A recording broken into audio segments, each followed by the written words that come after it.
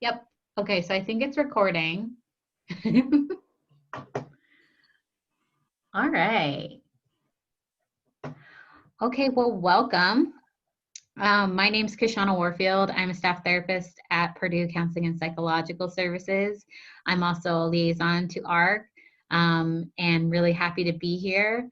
So we are sort of collaborating to create a series called Realitea, and ideally is going to inspire some discussion and reflection around sort of what it means to be a college student and mental health. And so today the topic is managing expectations and experiences of college. Um, so I feel like this can be like a really broad topic. So I just sort of tried to interpret from my own experience.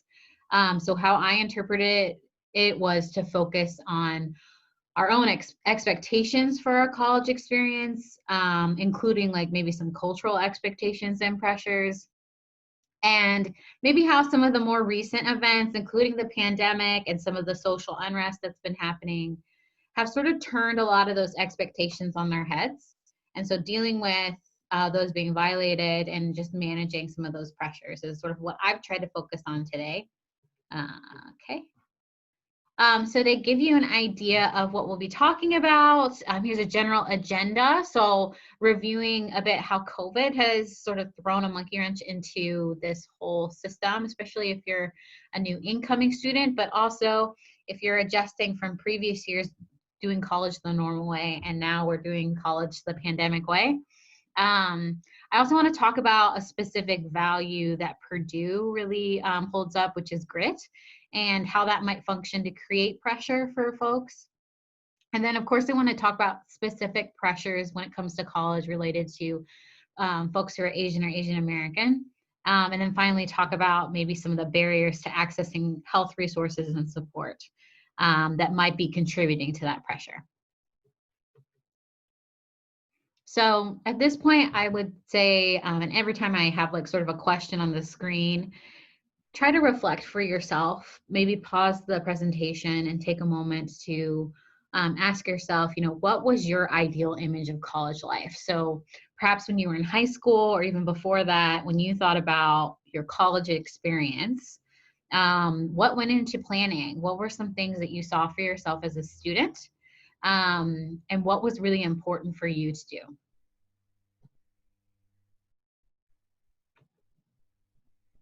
Okay, and so now we're here. You're in college, right? Whether you're a freshman or upperclassman or a grad student, you're now here actually experiencing that. And so probably some expectations for you were fulfilled, some were sort of dismissed, and then things like COVID happen, and it really throws sort of like a wrench into the machine, and it becomes sort of a real lived like entity, a part of your college experience, if you're like some of the students I talk to. So I've just got some news articles on the side. It was really easy to just Google and find people talking about how the pandemic and remote or hybrid learning has really shaped the college experience. And generally what I'm seeing is that folks are not having a traditional college experience. It's being really disrupted, and it's really unclear whether that's a good or a bad thing or a neutral thing. But certainly it's different. So I wanted to highlight some of the differences in terms of how your expectations might be violated. So there's a lot of new processes that people are having to learn just to sort of exist on a college campus. So there's social distancing rules, and those change actually a lot, needing to have different equipment to just sort of walk about and be in class, face masks. You might have elected to do distance learning, and so that's a different sense of community or lack of community. If you're someone like many students at Purdue who engage in research or do more like applied lab learning, those are modified, and it's sort of unclear whether those are comparable to the way that you maybe started off thinking you were going to learn.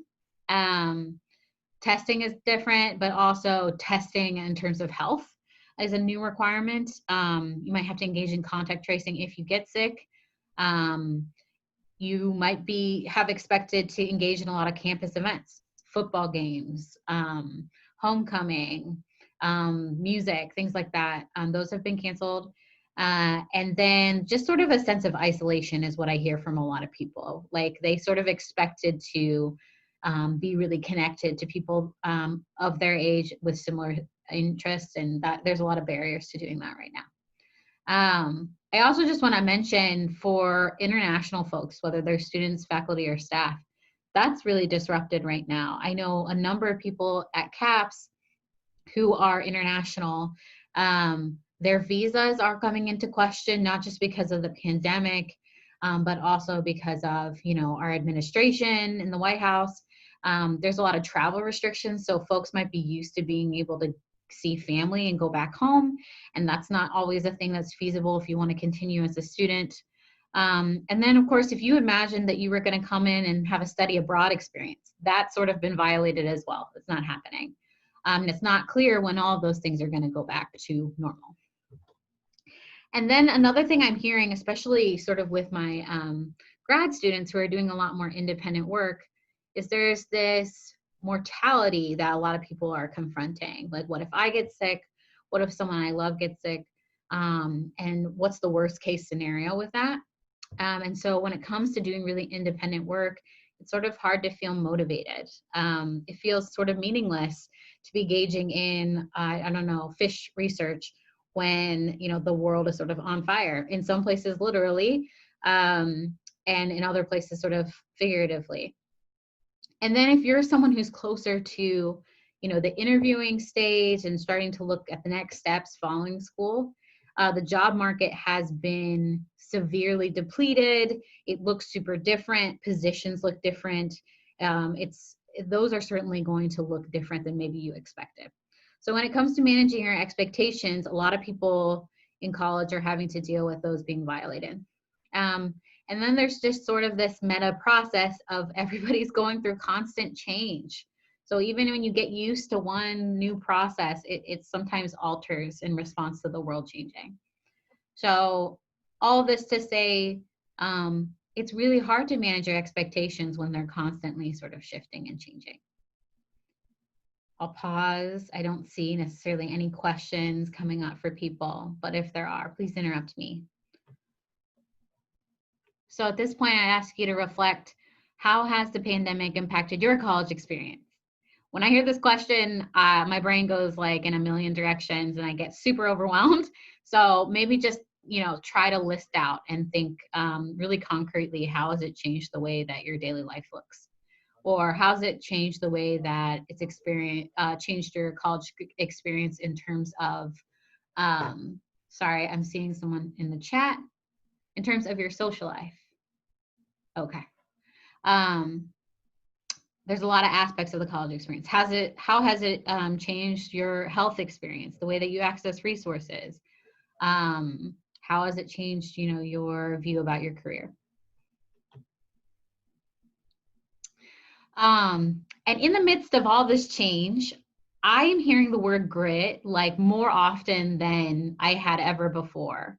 And so I don't know if this is a term that's familiar with folks, but there's sort of this initiative that's happening in administration and has been happening. It's not new for the last year or so, the Steps to Leap initiative. And one of the values that they're really trying to put forward is this idea of grit. And essentially grit is this value that, you know, makes you a Boilermaker. And it's a part of identity for a lot of Purdue students and faculty and staff. And essentially it's this sort of culture of passion and persistence through adversity. The idea, if you have grit, you can get through anything. And I hear a lot of time, you know, President Daniels and, you know, others, of course, you know, students asking students to have grit as we navigate this new learning space, but also just even before the pandemic, to have grit to sort of get through college and the very challenging sort of responsibilities that you're being asked to take on. And I guess from a psychological perspective, I question how this functions for people, right? So for some students, I'm seeing it functions really well. Like it's something that they identify with and it helps them to develop a work ethic and it makes them feel really effective. And sometimes it gives people hope. And so I don't want to downplay that. I think that's legitimate.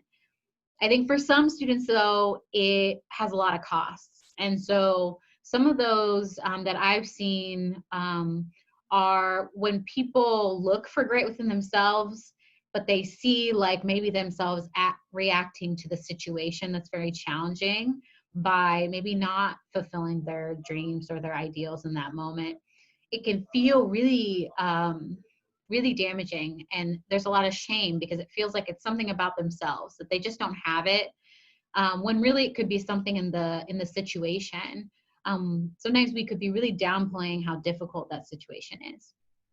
I also feel like grit is a very American dream or meritocracy value.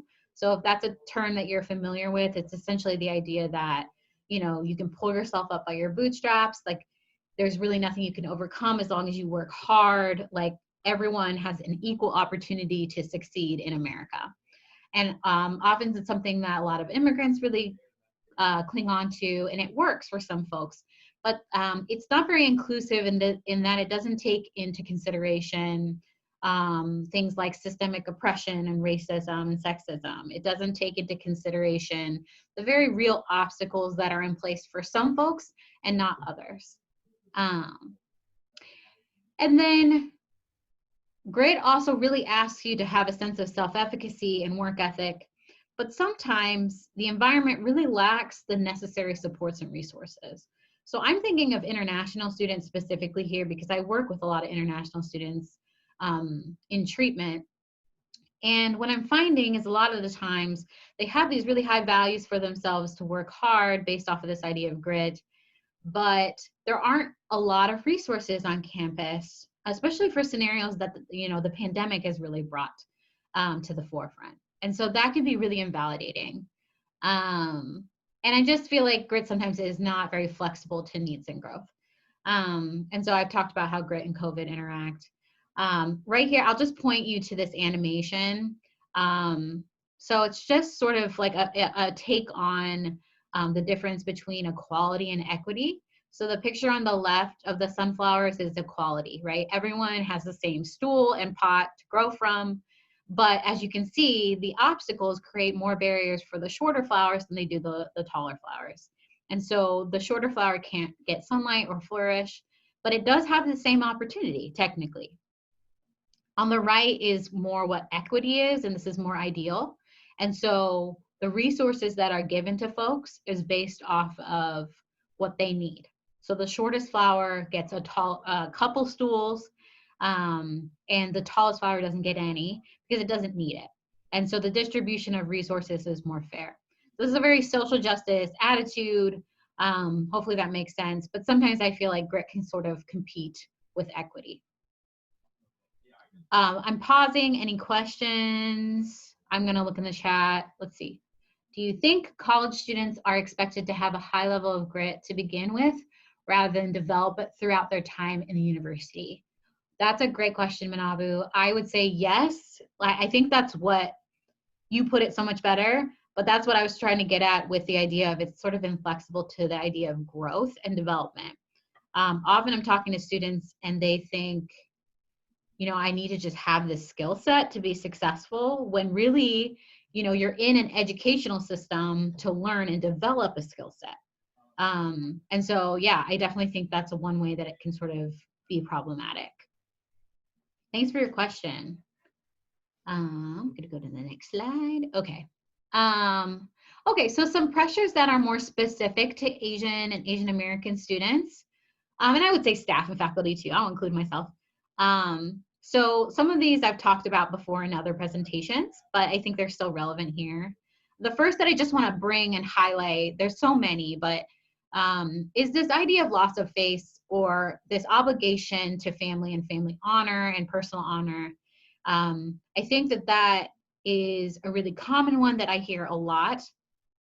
And sometimes it causes people to really avoid or hide from failures or any sort of like setback or obstacle. And often I'm hearing students are procrastinating a whole lot because they don't want to be in contact with times that they haven't been as effective or setbacks or things like that. But then if you're not looking at the problem, you can't sort of change your behavior to avoid it in the future. And it really doesn't foster growth, because growth is a lot about knowing where you've been. I think this is not necessarily a bad thing, but I think it puts a lot of pressure on students. Education historically, especially for this population, is capital. It's like a way of moving up in society. And when you're being oppressed, like that's really, really valuable. And so I think that puts a lot of pressure on students to be perfect academically. And so I'll often hear students talk about, you know, I need to do well because, you know, my family has really invested a whole lot to get me to this point, which is fair and actually true.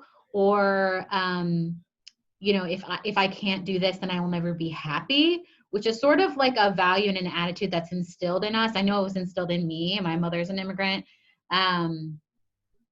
Because it is a survival mechanism and it does sort of motivate people to behave. But the problem is when you hold on to any of these things too tightly, it starts to become a really rigid way to judge yourself, and it doesn't, again, take into consideration the situation, the barriers, and that you're a person with needs, that those needs don't stop when you become a student. And so I'm starting to talk about this already, the idea of an immigrant mentality, which is a way of surviving in a foreign land by prioritizing productivity, gratitude and recognition of opportunity, and needs of the group above the individual, preparedness, things like that. And so this, again, is not a bad thing. It's just, it sometimes can be a little bit abused. And so sometimes I'll see those who really hold an immigrant mentality high engaging in a lot of social comparison with their peers. And sometimes with even people who are farther along in the program or in education or in their careers. And that always is a losing game. Often I'll see students really willing to self-sacrifice, put other needs above their own, including, you know, what their family thinks or what their friends think. And they'll neglect sort of like basic physical needs in those moments. I do think emotional restraint is a big part of it, which again, isn't inherently bad. There's a place for that in a professional work environment, but it doesn't allow you to have an outlet for those emotions, and it doesn't allow you to be really present with how you're feeling, which I know psychologically leads to problems down the line. There's also a lot of hypervigilance for any sort of setback or loss or failure. And so you see this really self-critical way of talking to yourself when you hold an immigrant mentality really strongly. And again, psychologically not super helpful. Often students that I work with this mentality, especially if their parents were immigrants and got them to this place, quite literally, there's this comparative suffering of like, well, you know, at least I have this opportunity to have an education. You know, it's not that bad. And there's a lot of dismissal and downplaying of their stress and their experiences, which again is not helpful for dealing with stress. And then finally, there's this pressure to maintain a legacy or family's expectations, right?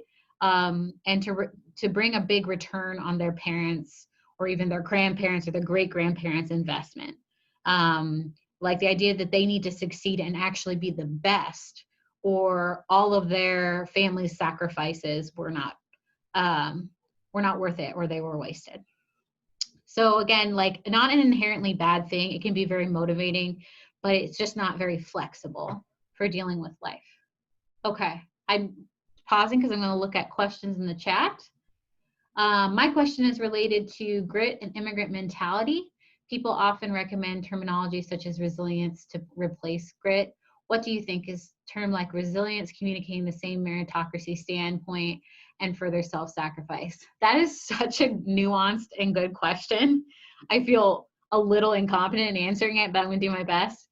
I do prefer resilience. I'm actually not sure that it's that definitionally different from grit or meritocracy, but I think it is different in that it's more flexible. Like it allows for the fact that adversity is inherently difficult and can lead to setbacks, and that it's understandable that you might need to take a pause or you might not be as successful, but the importance part of it is to go on And so I actually talk about resilience a lot when it comes to folks with like chronic suicidal thoughts or just like a really low willingness to sort of keep going. But I guess there's not the same pressure to be performing at your 100% as there is with grit, with resilience. It's the idea of like, you just continue on, and sometimes continuing on is surviving.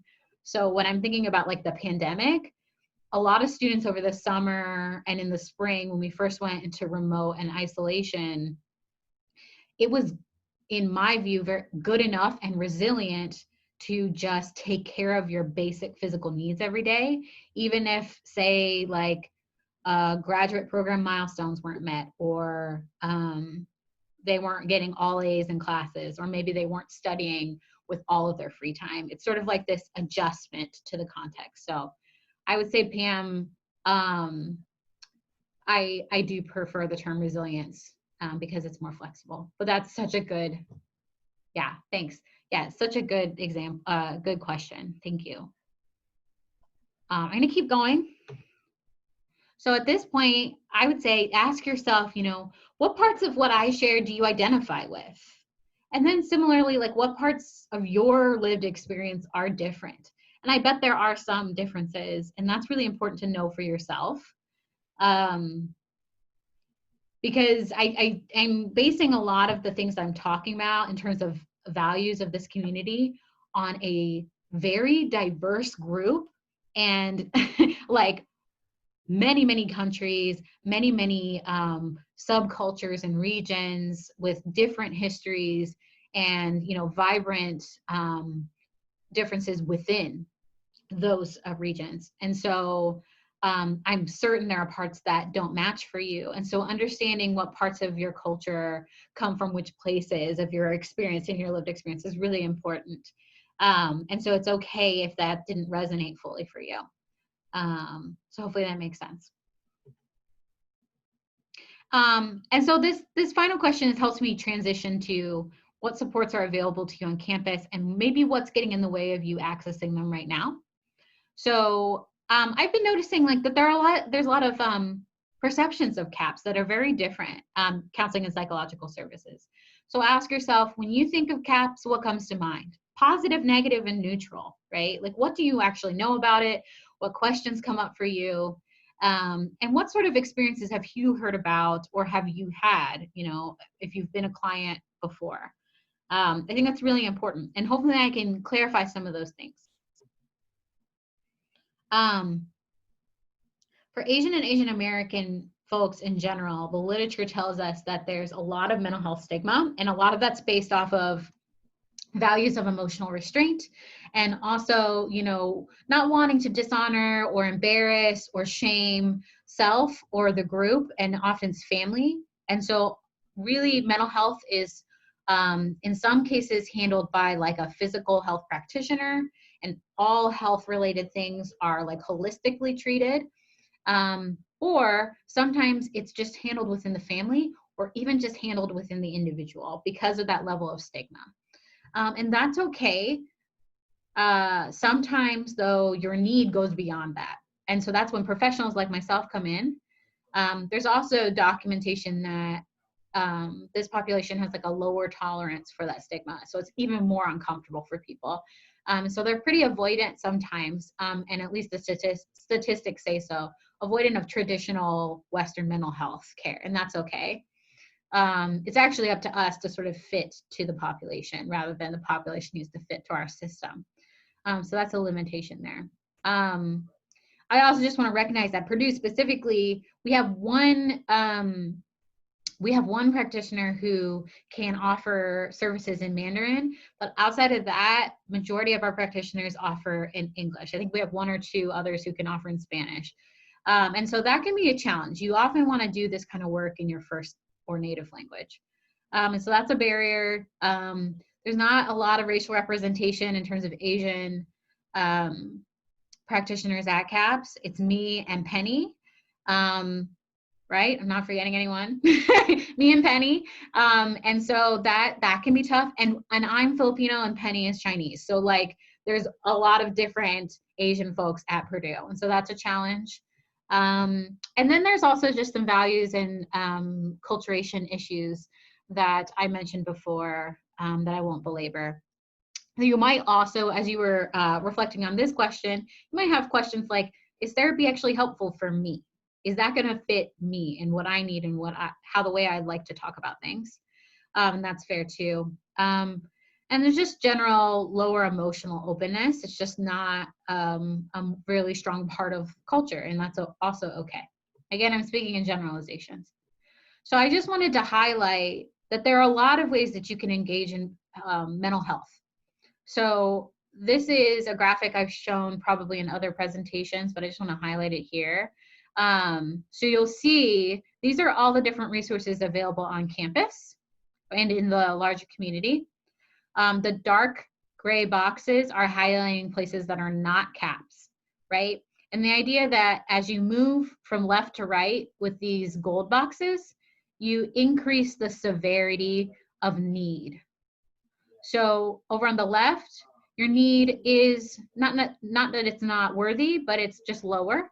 So self-help might be sufficient. And so you've got, our Steps to Leaps initiatives and cultural centers, right, which is our great place to be.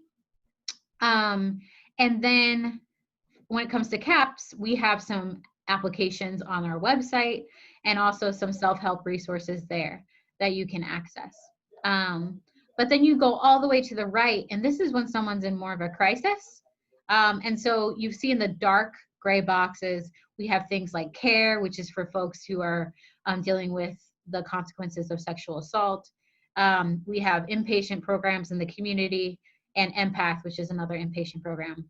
And then on the CAP side, we have our emergency services that you can call 24/7 and talk to a professional. So as you can see, a lot of people probably fall somewhere in the middle, and there are a lot of different resources here. So it doesn't have to be CAPS, but it should be something. And so I'm happy to also send this out separately so people can have that as a resource and handout. But I'm hopeful if there are any questions or concerns that came up for you as you were reflecting on what gets in the way of you accessing mental health care, I'm happy to, during my student hours, answer any of those questions. And so those are Wednesdays at 1.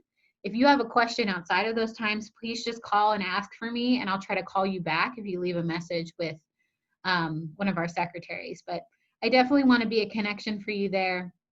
But my student hours are another place where we can sort of talk about mental health on your terms. So that's all I had very scheduled, or very structured. I'm willing to take any other questions that you have.